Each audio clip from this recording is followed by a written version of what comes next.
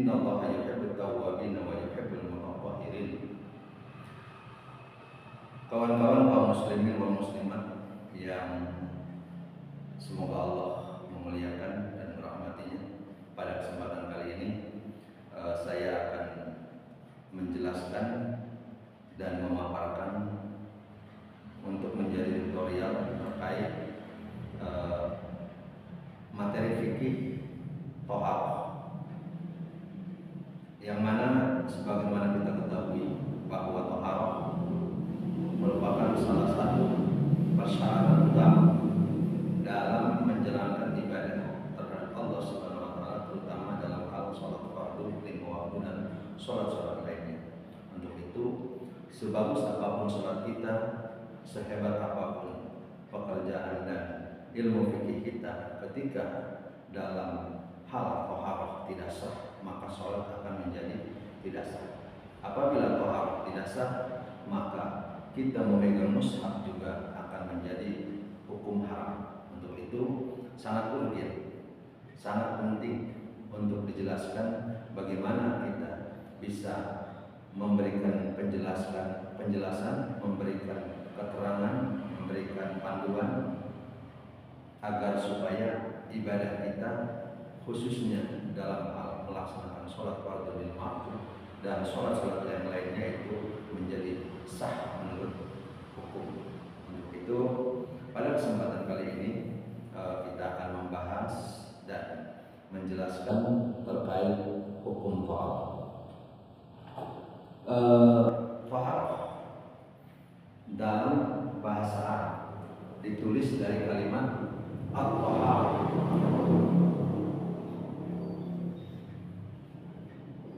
At-thaharah yang dalam bahasa Latin atau tulisan Latin biasanya ditulis dengan kalimat atau kata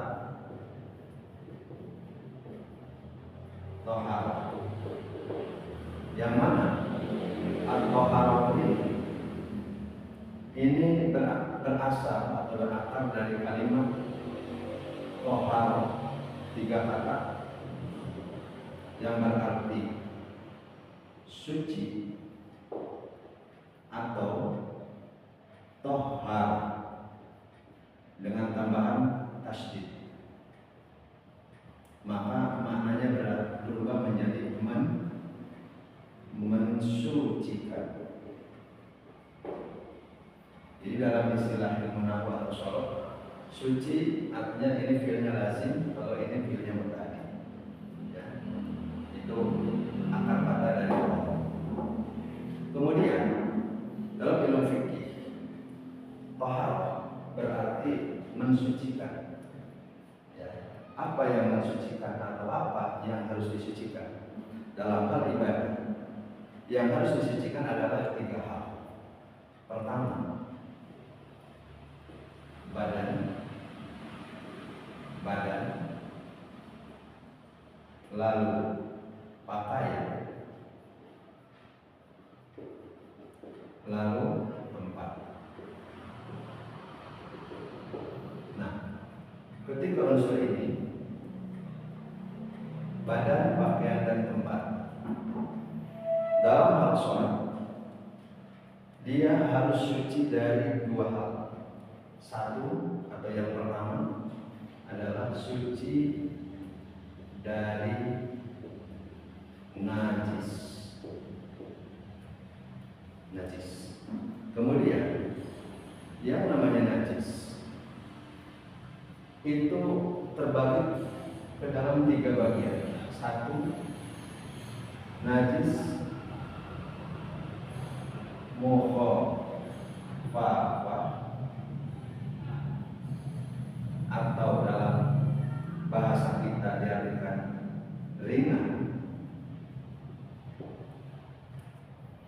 Kedua, mutawasito,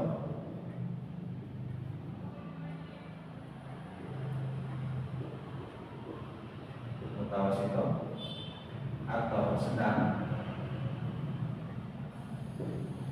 Ketiga, najis mughalladh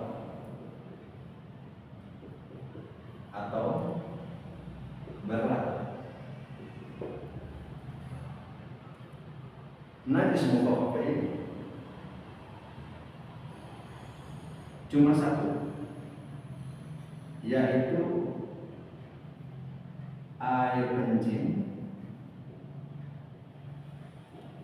anak laki-laki yang belum berumur 2 tahun dan belum makan atau minum selain air susu ibu. Kita lanjut ke najis yang ketiga agar nanti mudah dipahami. Karena najis yang pertama mukhaffafah dan mughalladh. Mukhaffafah itu cuma satu, mughalladh juga cuma sedikit, yaitu najis yang ada pada anjing dan babi. Nah, selain dari najis mukhaffafah dan mughalladh ini, maka itu semuanya masuk kategori mutawasit. Selain mukhaffafah dan mughalladh. Nah itu. Kenapa ini ada najis mukhaffafah, najis mutawassithah, najis sedang, najis mughalladh, najis berat? Ini dilihat dari segi ringan, sedang, dan berat dalam hal perlakuan cara mensucikannya atau cara taharahnya. Nanti kita akan jelaskan. Kemudian sesuci atau bebersih dan pada badan, pakaian dan tempat yang kedua ketika kita mau sholat itu harus suci dari hadas. Dari hadas yang mana hadas terbagi ke dalam 2 bagian. Satu hadas asghar atau hadas kecil, yang kedua hadas akbar atau hadas besar. Nah, ini hadas kecil dalam fikih ma yujibul wudu'a, sesuatu yang menjadikan wajib melakukan wudu. Atau hadas kecil itu hadas yang sucinya itu atau taharahnya itu menggunakan praktek wudu atau boleh dengan tayamum ketika dalam keadaan wudu. Ya. Kemudian hadas besar ma yujibul ghusla, sesuatu perkara yang mewajibkan seseorang melaksanakan mandi janabah atau mandi wajib. Itu tarik daripada hadas kecil, hadas asghar dan hadas besar. Jadi dilihat ini juga dilihat dari segi tata cara taharah. Jadi kalau hadas kecil taharahnya hanya membasuh 5 anggota wudu yang diwajibkan, yaitu membasuh muka, membasuh kedua tangan, menyapu kepala sedikit atau dan membasuh kaki sampai mata kaki. Maka disebutlah hadas kecil karena perlakuan taharahnya atau susunya itu ringan atau sederhana. Tetapi yang kedua itu adalah disebutkan kelompok hadas besar, seperti ketika seseorang keluar air mani, setelah bersetubuh, setelah putus dari haid, setelah putus dari nifas, atau setelah melahirkan, atau seseorang meninggal dunia, maka dia harus dimandikan karena itu adalah hadasnya hadas besar. Karena perlakuan taharahnya adalah dengan cara mandi, yang mana mandinya itu harus merata dari sekujur tubuh, dari ujung rambut sampai ujung kaki, sekujur tubuh dalam mazhab Syafi'i itu harus terkena oleh air suci. Nah, cara mensucikan hadas kecil atau hadas asghar ini satu dengan berwudu, dua boleh ketika dalam keadaan wudu, boleh dengan bertayamum. Sedangkan hadas besar, cara mensucikannya atau cara toharohnya itu harus pertama dengan mandi wajib, atau ketika kudur maka dia boleh dengan bertayamum. Nah, pada kesempatan kali ini saya akan menjelaskan terkait bagaimana cara mensucikan badan atau pakaian tempat yang terkena najis dari ketiga kategori kategori mukhaffafah, mutawassithah, dan mughalladah. Yang kedua yang akan kita praktekkan adalah bagaimana cara mensucikan atau taharah dari hadas kecil dengan cara berwudu atau bertayamum, atau mensucikan hadas besar ketika kudur menggunakan air untuk mandi dengan cara bertayamum.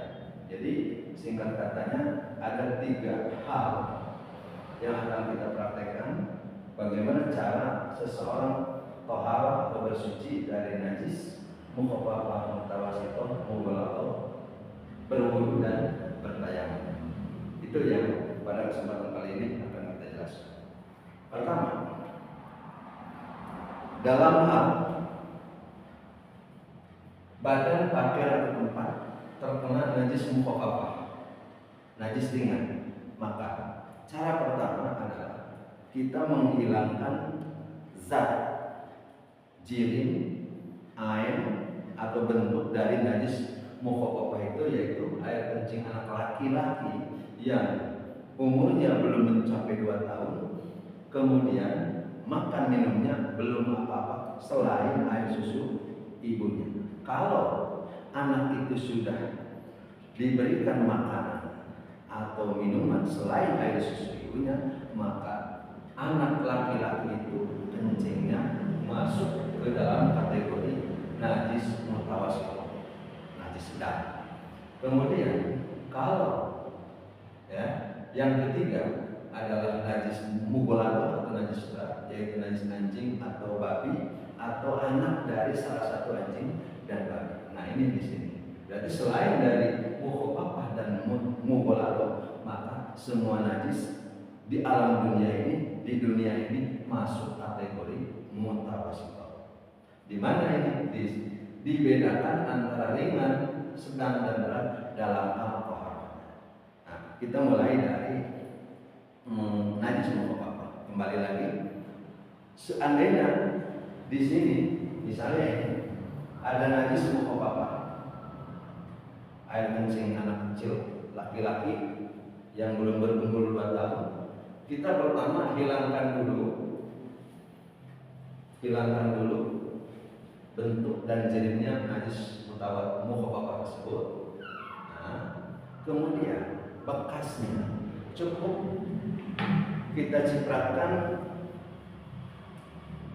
dengan air sedikit atau banyak, 1 kali atau 2 kali atau boleh 3 kali. Kemudian kita sapu bersih, selesai, ringan. Yang kedua, kita menjelaskan ini tata cara menghilangkan atau mensucikan atau menthaharahkan najis berat atau najis mughalladah yang disebabkan oleh adanya najis anjing atau babi. Misal di lantai ini ada bekas kaki anjing, bekas kaki anjing.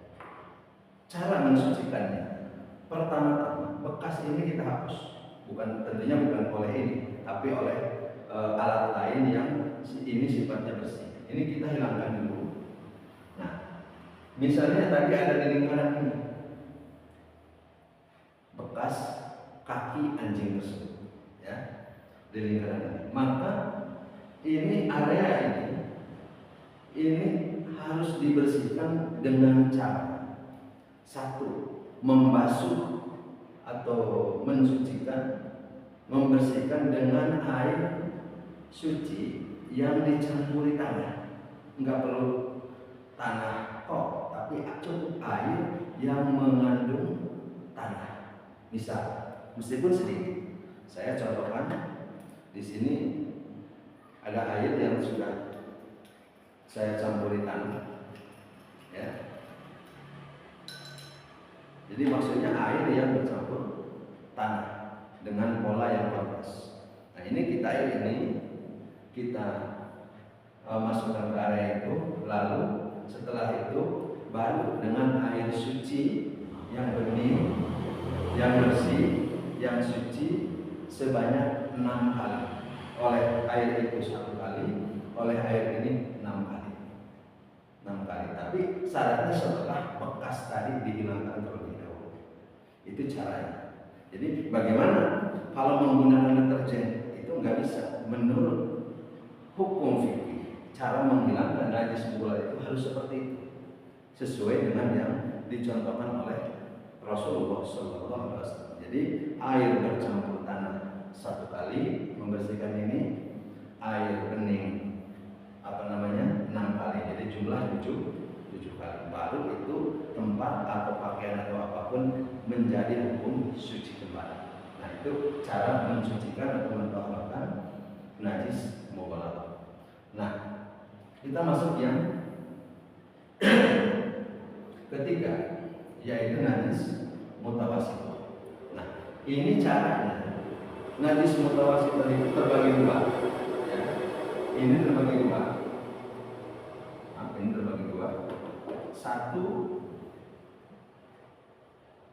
bersifat ainiyah, 2 bersifat hukmiyah.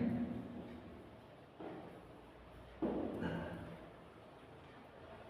najis mutawassithah yang bersifat ainiyah adalah najis yang punya bentuk, yang punya rupa, yang punya bau, ya.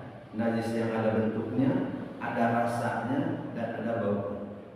Nah, cara menghilangkannya kalau bersifat ainiyah, najis tersebut seperti halnya tadi, misalnya kotoran kambing. Nah, seperti tadi, hilangkan dulu kotorannya, baru menggunakan air suci ke area yang tadi sampai hilang 3 unsur. Ini sampai hilang, menghilangkan kan 3 unsur. 1 warna, 2 rasa, 3 bau. Nah, bila dari najis ainiyah ini hilang warna, rasa, dan bau, baru dia dikatakan suci. Atau minimal ada 2 unsur yang hilang. Kalau misalnya warna tidak bisa hilang atau bau tidak bisa hilang, tapi 2 unsur yang ini berarti sebagian lebih dari 50% itu hilang. Itu maka bisa jadi suci. Seperti halnya ketika pakaian berwarna putih terkena najis darah atau terkena darah, yang umumnya itu darah pasti najis, ya. Nah, kemudian kita cuci bersih, kemudian tetap saja warna merah dari asal darah itu tidak hilang, yang penting rasa dan bau itu hilang, maka najis ainiyah itu bisa jadi hukum suci apabila maksimal 3 unsur ini hilang atau minimal tersisa 1. Ya. Yang kemudian, yang kedua, ini najis hukmiyah. Nah ini tidak ada ketetapan harus ini. Bagaimana najis hukmiyah? Najis hukmiyah itu adalah najis yang secara hukum masih najis, pada dasarnya. Kenapa? Karena kita belum yakin atau tidak yakin pernah membersihkannya. Contoh, suatu ketika celana kita terkena najis, baik itu air kencing atau apalah semisalnya. Kemudian kita taruh di tempat yang nggak ada orang tahu. Kemudian setelah sekian lama kita lupa membersihkannya, baru ingat setelah 3 hari kemudian. Maka setelah kita periksa di celana tersebut, di pakaian celana tersebut, kita cium enggak terasa bau, kita lihat tidak ada warna yang mencong, sehingga seandainya sepintas celana itu masih terlihat suci, padahal kita yakin belum pernah mensucikan. Nah, celana itu masuk kategori najis mutawasithah hukmiyah. Cara membersihkannya cukup 1 kali kumbahan, 1 kali basuhan air, kemudian kita angkat, kemudian kita jemur. Tidak harus memperhatikan 3 unsur ini. Itu cara mensucikan najis mutawasithah hukmiyah. Kita masuk ke kategori yang atau kelompok yang kedua, yaitu thaharah dari hadas. Nah, thaharah dari hadas itu bagaimana? Kalau hadasnya kecil, maka cara membersihkannya itu dengan cara berwudu. Kalau dalam keadaan normal, tidak ada halangan, sehat. Tetapi ketika seseorang udzur dari menggunakan air sehingga dia tidak bisa berwudu, maka diperbolehkan menggunakan tangan atau dalam istilah fikih namanya tayamum. Nah, tayamum ini adalah alat thaharah atau cara thaharah untuk menggantikan wudu dan mandi dalam keadaan darurat. Maka nanti dalam hal masalahnya tayamum ini tidak diniatkan untuk menghilangkan najis, tapi nawaitu tayammum li istibahati shalah au li istibahati qiraatil Quran au li istibahati masjidil Quran. Aku berniat bertayamum hanya untuk memperbolehkan melakukan sholat, atau memperbolehkan memegang mushaf, atau memperbolehkan membaca Quran bagi yang haid darinya. Nah, untuk itu dalam hal wudu, ketika kondisi wudu dalam keadaan atau kondisi airnya melimpah, itu nggak ada masalah, nggak problem. Ya. Yang ada masalah ketika air itu ada dan kita normal tak berhalangan menggunakan air, cuma takaran air yang ada hanya sedikit, misal hanya segini, hanya setengah botol. Nah, dalam hal masih ada air dan kita tidak berhalangan untuk menggunakannya, maka kita tidak diperbolehkan langsung meloncat menggunakan tanah atau bertayamum, tetapi harus tetap dengan memakai air. Maka caranya kita buka, ya. Caranya kita buka. Ingat dalam hal wudu ada 6 rukun wudu yang harus dilakukan. 1, berniat. 2, membasuh wajah. 3, membasuh tangan sampai siku. 4, menyapu sebagian kepala. 5, membasuh kaki sampai mata kaki. 6, tertib. Nah, berniat ada dalam hati, yaitu kita niat untuk menghilangkan hadas kecil, seperti halnya nawaitu wudu'a li rabbil hadasil asghari fardhan lillah kita, atau nawaitu wudu'a fardhan lillah kita. Boleh, yang penting niat ini mengindikasikan bahwa kita itu melakukan itu untuk wudhu. Ya. Yang kedua, ini membasuh. Nah, yang kedua membasuh wajah, yang ketiga membasuh tangan, yang keempat menyapu kepala, yang kelima membasuh kaki. Nah, di sini ada perbedaan satu kata membasuh. Ya, membasuh. Jadi 1, 2, nah ini sama, membasuh. Ya, kalau yang keempat ini menyapu. 1 membasuh, 2 menyapu. Di sini ada perbedaan perlakuan dalam hak kata membasuh dan menyapu. Kalau membasuh dengan air sedikit, itu tata caranya. Ya. Kita cukup menuangkan sedikit air ke dalam telapak tangan dengan ukuran di sininya ada genangan, ya, ada genangan. Jadi ketika ini ada genangan, ini bisa dikategorikan kita membasuh. Nah, ini harus membasuh ini dari genangan yang kecil itu. Ini sebelum ya merata seluruh wajah. Ini tidak boleh diangkat, diratakan dulu seluruh wajah. Ya. Baru setelah kita yakin ini rata seluruh wajah, maka kita angkat. Selesai wajah. Kemudian untuk tangan sama halnya seperti wajah tadi, karena membasuh. Ini kita tuangkan air sedikit. Sekiranya di sini ada genangan, lalu kita pindahkan ke tangan. Ini sama ini. Ini sebelum kita rasakan rata dengan yakin, dari pergelangan semua sampai siku. Ini jangan kita angkat, ya, begitu. Selanjutnya, sama halnya, ini harus ada genangan karena kalimatnya membasuh. Nah, ini sebelum merata air ke seluruh tangan yang lagi dibasuh, ini jangan diangkat tangannya. Nah, dalam hal nomor 4 menyapu kepala itu boleh hanya sedikit aja, nggak perlu menggenang. Kita sapukan selesai.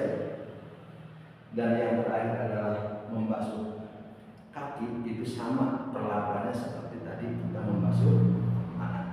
Jadi harus ada air menggenang di telapak tangan walaupun sedikit. Jadi pada prinsipnya kita melakukan wudhu dengan air yang sangat sedikit pun kita mampu, asal kita mengerti bagaimana caranya. Itu. Yang terakhir adalah ketika kita berada dalam kondisi darurat, baik itu airnya tidak ada atau kita ada airnya tapi kita berhalangan untuk menggunakan air dengan alasan sakit apalah begitu, sehingga kita mengharuskan atau dipaksa secara keadaan untuk bertanya. Maka caranya kita sediakan, maaf saya tidak menyediakan tanahnya, tapi caranya aja. Kita sediakan tanah suci yang sudah berbentuk debu. Kita sediakan di 2 tempat seperti hal ini, ya, seperti hal ini. Kita sediakan di sini. Kalau bayangkan di sini ada setumpuk debu dari tanah suci. Kemudian kita siapkan tangan, kita siapkan wajah, ya. Kemudian kita tepuk yang pertama. Yang pertama tepuk, angkat, kemudian kita tiup sedikit. Baru kita tempel di wajah sambil membacanya.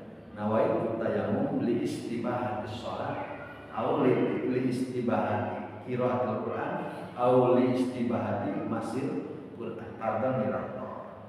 Cukup segitu. Jadi dalam hal membasuh wajah ketika tayammum itu tidak perlu seperti hal membasuh wajah ketika wudhu. Jadi cukup dalam ritual sederhananya, nggak perlu kita ratakan ke seluruh bagian wajah, cukup ritualkan aja seperti itu. Nah, ini bekas dari sisa-sisa yang menempel sini dari sisa basuhan atau usapan wajah kita bersihkan agar tidak mengotori atau menjadikan mustakmal yang belum kita gunakan. Untuk itu, selanjutnya dari wajah pertama, kemudian tepukan kedua ini sama seperti tadi, kita tiup sedikit. Kemudian caranya, tangan kanan dulu oleh tangan kiri. Caranya begini. Jadi dari belakang. Ini dibagi dua. Begini caranya. Nah, sudah dari sini, ini tangan diputar. Nah, ini lepas ke sini. Yang ujung sebelah sini yang belum tersentuh. Nah, ini sampai sini. Karena di sini masih ada tanah yang untuk tangan sebelah kanan. Jadi sampai sini. Selesai. Baru diganti. Dari sini dulu. Nah, dari sampai sini diputar lagi. Nah, kalau ini baru selesai. Seperti itulah tayamum. Singkat, sederhana, dan mudah. Begitulah Allah membuat agama ini adinu yusrun la usrun. Agama ini mudah, tidak sulit, dan Allah tidak suka yang mempersulit. Untuk itu, semoga kita mendapatkan keberkahan dengan berada di dalam beragama Islam. Semoga kita menjadi mudah segalanya dengan adanya pembelajaran dan ilmu yang kita pelajari. Demikian dari saya. Assalamualaikum warahmatullahi wabarakatuh.